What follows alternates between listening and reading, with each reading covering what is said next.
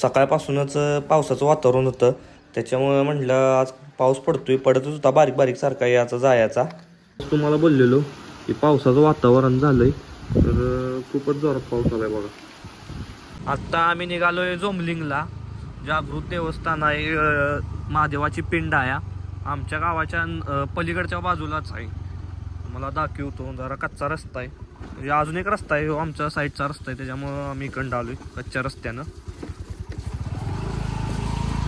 म्हणते की त्याच्या खाली जी नदी आहे तिथं शूर्पणखा म्हणजे रावणाच्या बहिणीचं नाक कापलं होतं. तिथं मग नकटे मासे म्हणजे बिना नाकाचे मासे आहेत असं तर सगळे म्हणतात. म्हणजे आमचे आजे पण असे म्हणत होते की तिथे नकटे मासे आहेत. शूर्पणखेनं आपलं नाक म्हणजे मग रामाने जेव्हा नाक कापलं होतं शूर्पणखेचं, तेव्हा तिनं आपलं नाक तिथं धुतलं होतं असं म्हणतात. तरी नक्की माहीत नाही, पण पाहूया. म्हणतात पण कोणाला आज तागायत काय दिसलेलं नाही अजून. हाय जवळच आहे, आलंय, थोडक्यात राहिलं या. एक 5 मिनिटात आपण पोचू.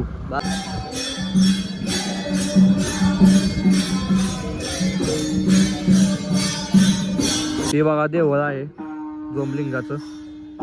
ही आणि ही नदीच्या आमच्या पलीकडची बाजू आहे.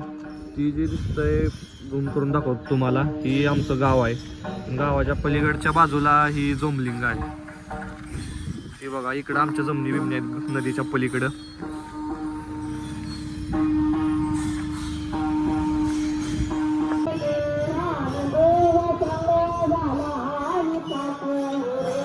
आज जेवायला काय केलंय बघा, पोळी, आमटी, भात.